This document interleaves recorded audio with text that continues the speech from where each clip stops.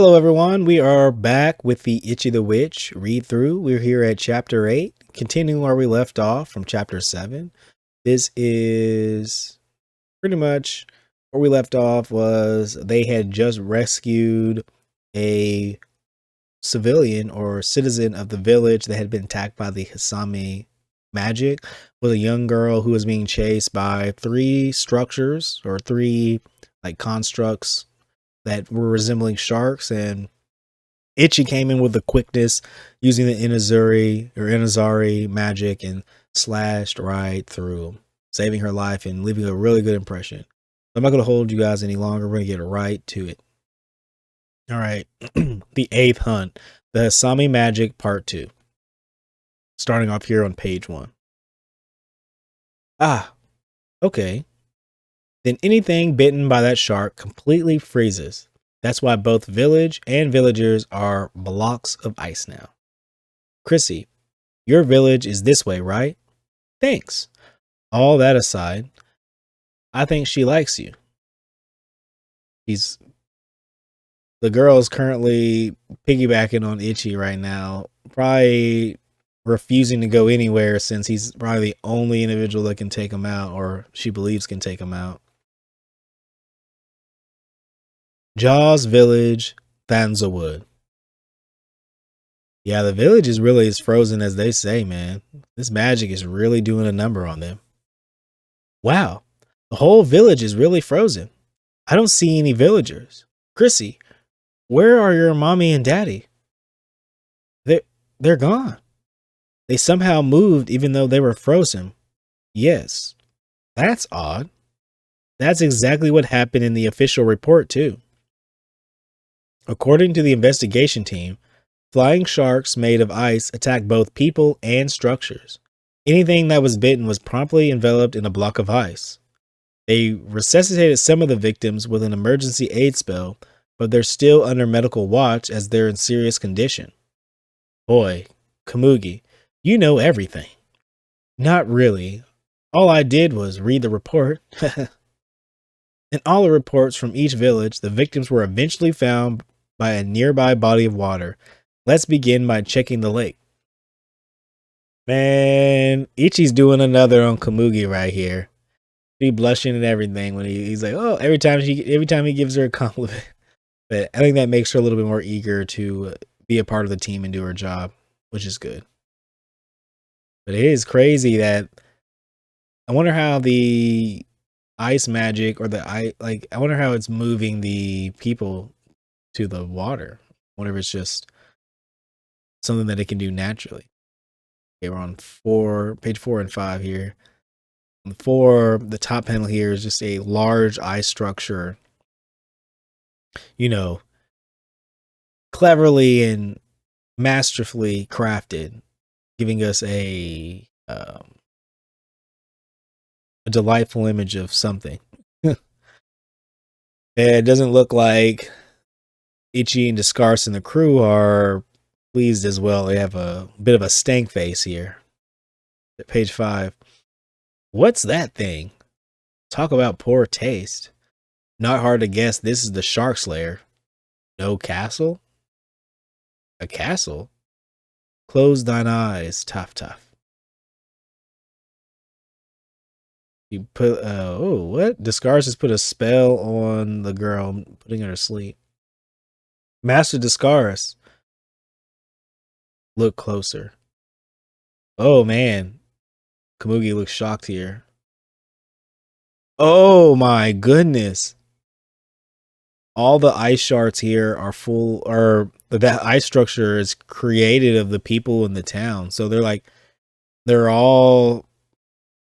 So we at the top here we see like little spikes or shards coming out of the structure, and all the people who are from the village and all the creatures. There's some sea creatures like crabs and whatnot, and they're all frozen in part of this structure. Man, that's crazy. This magic really has something against them. Dang. Oh my gosh, are those the villagers? It's clear as day. It has a desire to kill humans and a habit of toying with prey.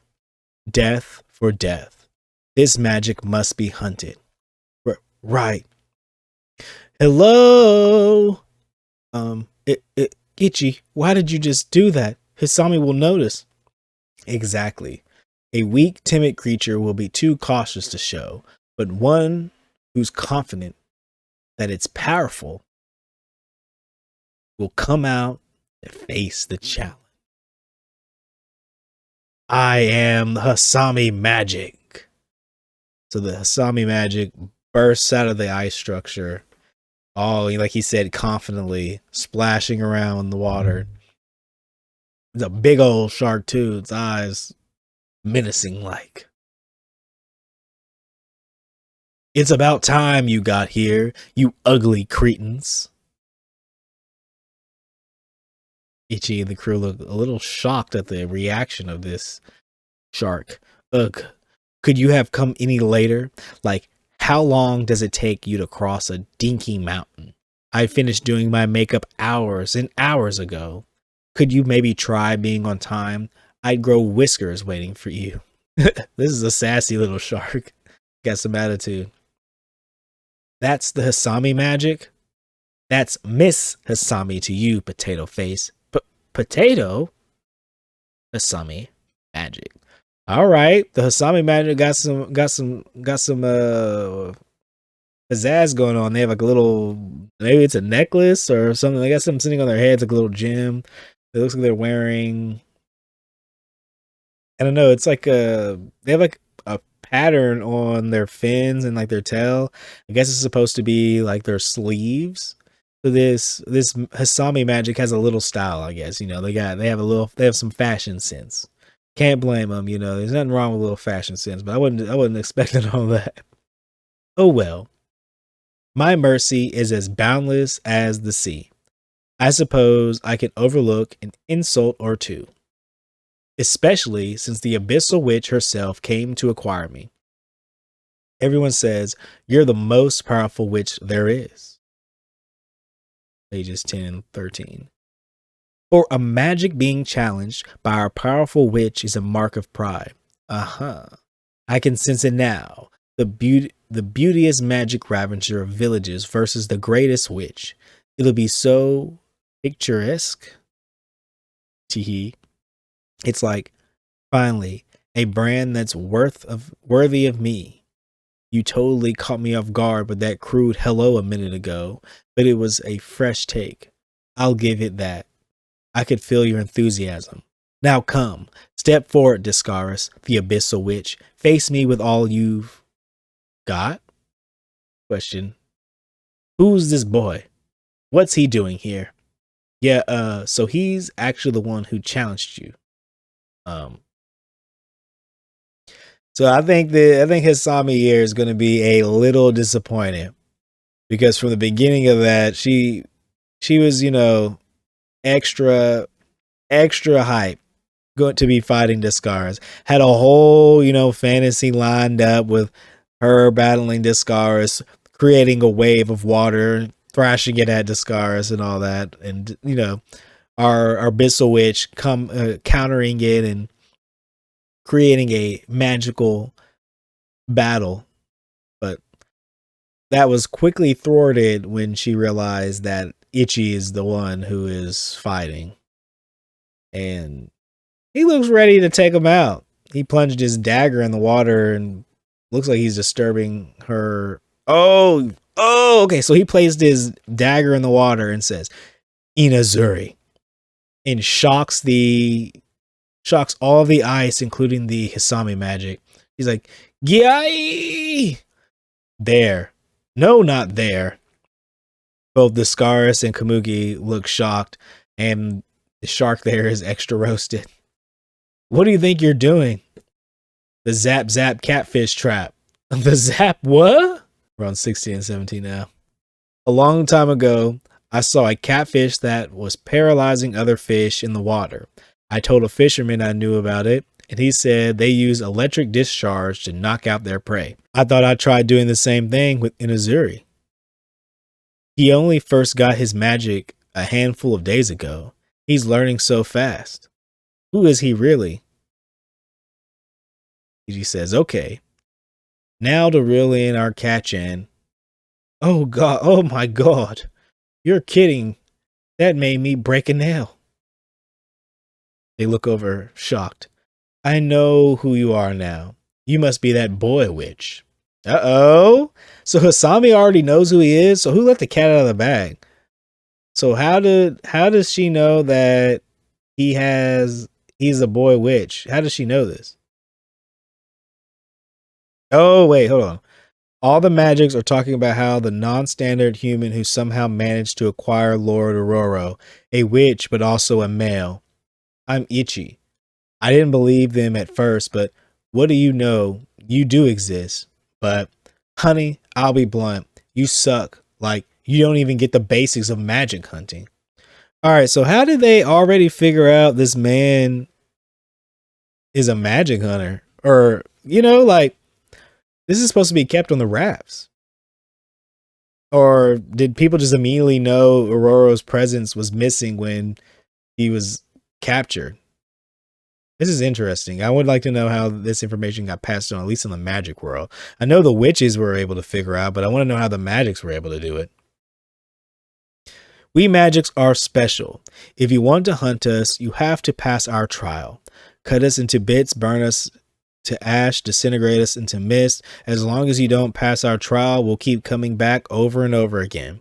You are the contestants. I am the judge. Show me you have creativity and sensibility worthy of acquiring me.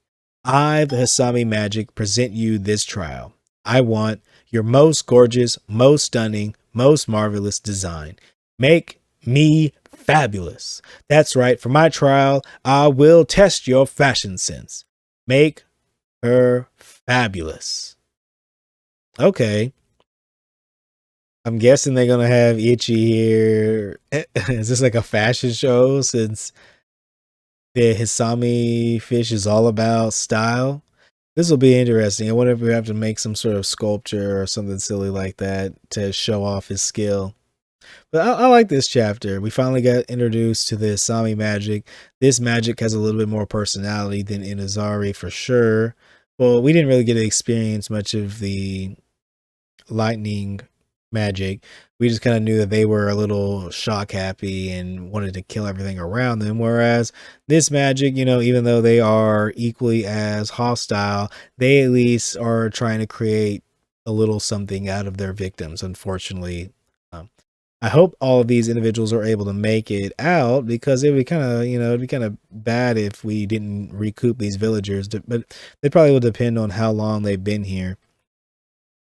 I still think having the combination of the ice and lightning will work well. And I thought it was really cool how Ichi used the lightning to shock the ice, because that's kind of how I imagined he would use it if he did have both of these. And it's kind of cool that he used the lightning from his previous trial to attack this one, even though it did some damage to him. That magic does make a good point that he has to pass the trial. So this is kind of teaching him to, yeah, this is teaching him how to actually hunt, because even though some of his previous tactics would work, they aren't as effective in the long run when it comes to hunting. Like, it may have worked with Inazuri to capture the fox because he was able to, get him in a trap and bind his feet. And their trial was to pretty much just grab the heart from him and he would win. Whereas the Hasami, their trial is going to be something a little bit more in depth. So even though he was able to knock him out, it only worked to kind of give him like a little bit more time or a little bit of a delay to deter the hostility. But it was kind of cool to see his thought process behind it. And I did like how Discaris, even though it was kind of, you didn't really understand the beginning, but I do like that Discaris spared the girl from seeing what the sculpture was really made of, just because I don't think she would have been able to come back from that. Like, this would have been something that is really traumatic, because Kamugi even was kind of, thrown off by it. And I would much rather her, keep her innocence than be exposed to seeing her mom and dad frozen, potentially her mom and dad frozen in the sculpture here, that would have been a brutal picture and something that she wouldn't have been able to unremember. And I do think that. I do like that. And it gave Ichi, the go ahead to take out the Hasami magic because they're hunting humans indiscriminately. And you know how he feels about that. He has his code. He's like, magic comes for the people, we take them out. Yeah, I'm liking this series still. I'm really curious about how the magics know about Aurora being, obtained by a witch. I wonder if there is. I would like to know more about the Magic Society. They haven't really spoke about that or touched on that and how they communicate. So far, we still know that they exist and they do communicate, but we don't know how they know each other, or at least I'm not 100% sure. That's something that I would like to get information on. I would like to see them communicating and kind of giving some background on each other. But that has been chapter 8 of the Ichi the Witch. I will see you next week with chapter 9 and 10. I will see you guys later. Peace out.